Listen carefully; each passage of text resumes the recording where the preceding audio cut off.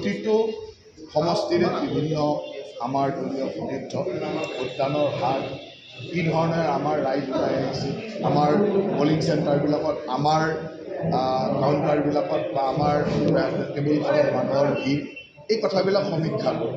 আৰু এইটোৱে হ'ল প্ৰকৃত সমীক্ষা। এই প্ৰকৃত সমীক্ষাৰ পৰা 100% আমি নিশ্চিত যে বিগত দিনৰ সকলো নিৰ্বাচনৰ এইবাৰ ৰেকৰ্ড ভোট ব্ৰেক কৰি আমি বেছি পাঁচটাটো জিকিমেই, কিন্তু আমি সকলোতে আগৰ ৰেকৰ্ডবিলাক ব্ৰেক কৰি বেছিকৈ ভোট পাই জিকিম। আৰু সেইটো আমাৰ কাৰণে আনন্দ। আৰু সেইটোৱে আমাৰ নিৰ্বাচন জিকিম বুলি প্ৰথম ইলেকশ্যন খেলাৰ দিনাখনৰ পৰাই জানো। কেৱল আমাৰ লক্ষ্য আছিল যে কিমান বেছি ভোটত আমি জিকিব পাৰোঁ, আৰু সেই লক্ষ্যত আমি উপনীত হৈছোঁ।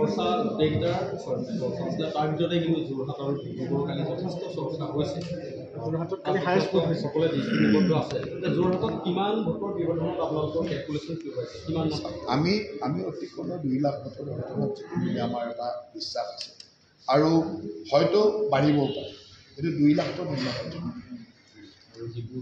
ডিব্ৰুগড়ত 4 লাখৰ ভোট। ডিব্ৰুগড়ত ক'ব গ'লে 4 লাখৰ ওপৰত জিকা বা 2 লাখৰ ওপৰত জিকাটো কণ্টেষ্ট বুলি নকয়, কিন্তু কথাটো হ'ল যে যেতিয়া ব্লু ব্লাড থাকে, নীলা তেজৰ মানুহ থাকে, তাক অলপ আলোচনা হয়। লখিমপুৰ এতিয়ালৈকে এই 5টা সমষ্টিৰ যি নিৰ্বাচন হৈ গৈছে, এইটোত হায়েষ্ট ভোটৰ ব্যৱধানত লখিমপুৰ জিকিব এই 5টাৰ ভিতৰত। আৰু দেখিবলৈ পোৱা গৈছে কালি কেইবাখনো মিটিং নগাঁও হৈ গৈছে, মুখ্যমন্ত্ৰী গৈছে, আপোনাৰ গৈছে, মাইনৰিটি লোকৰ মিটিঙত যিমান ধৰণৰ ভিৰ, এইবাৰ কেনেকুৱা পাৰ্চেণ্টেজ কিমান ইনক্ৰিজ হ'ব? ফৰক বহুত সংখ্যকে ভোটলৈও আহিব। যি ভিৰ হৈছে সেই ভোটলৈকেও আহিব, চিন্তা কৰিবলগীয়া নাই। কাৰণ সংখ্যালঘু মানুহে এতিয়া বুজি উঠিছে যে তেওঁলোকৰ কাৰণে আচলতে কোনে কাম কৰিছে। ট্ৰিপুল তালাকৰ কাম কোনে কৰিছে, মাদ্ৰাছা নোহোৱা কৰি ভাল আধুনিক মাধ্যমৰ স্কুল কোনে কৰিছে, ল'ৰা ছোৱালীৰ ভৱিষ্যত সুৰক্ষিত কোনে কৰিছে, স্বাস্থ্য সেৱাৰ কাম কোনে কৰিছে, তেওঁলোকে জানে, বুজি পায়।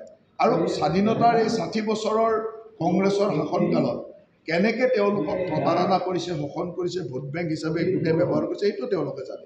গতিকে ইমানটো আৰু মাইনৰিটি মানুহ অশিক্ষিত হৈ থকা নাই, তেওঁলোকে বুজি পায়।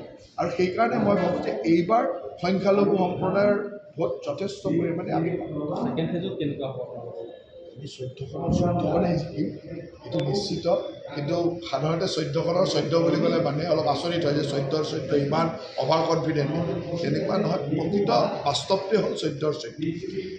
আজি দেখা গৈছে এই নিৰ্বাচনৰ ভৰপূৰ সময়ত কংগ্ৰেছৰ 2 শতাধিক কৰ্মী যোগদান কৰিব। আজি যোগদান কৰি থাকোঁ। এতিয়া আটাইতকৈ ডাঙৰ কথা হ'ল যে সময় দিব নোৱাৰাৰ কাৰণে যোগদান ৰৈ আছে। আজি মোৰে কেইবাখনো সভা আছে, এতিয়া মই যাব লাগে, কিন্তু মানুহখিনিয়ে যে আমি উপস্থিত থাকি জইন কৰিব লাগে এনেকুৱা ধৰণৰ কথা আহে। কেতিয়াবা সভাপতি উপস্থিত থাকিব লাগে, মই থাকিব লাগে, কেতিয়াবা মুখ্যমন্ত্ৰী। তেনেকুৱা কি হয়, আমি সময় দিব নোৱাৰাৰ কাৰণে যোগদানবিলাক হৈ থকাৰ দৰে হৈছে। যোগদান কৰিবলৈ মানুহ হেঁচা মাৰি আছে। সেইকাৰণে আমি যিসকলে ৰাজ্যিক পৰ্যায়ত ইয়াত যোগদান কৰি হৈছে, তেওঁলোকে কেতিয়াবা আমাৰ উপস্থিতি বিচাৰে। এতিয়া মই আধাতে মিটিংখন এৰি গুচি যাব লগা হ'ল, কাৰণ মোৰ বেলেগ সভা আছে। সেইকাৰণে সকলো মানুহে আজিৰ তাৰিখত উন্নয়ন বিচৰা, ভাৰতবৰ্ষক ভাল পোৱা সকলো মানুহে ভাৰতীয় জনতা পাৰ্টীত যোগদান কৰিব বিচাৰে। আমিহে ক'ৰবাত এডজাষ্টমেণ্ট কৰিবলৈ আমাৰ সময়বিলাক অসুবিধা হৈছে।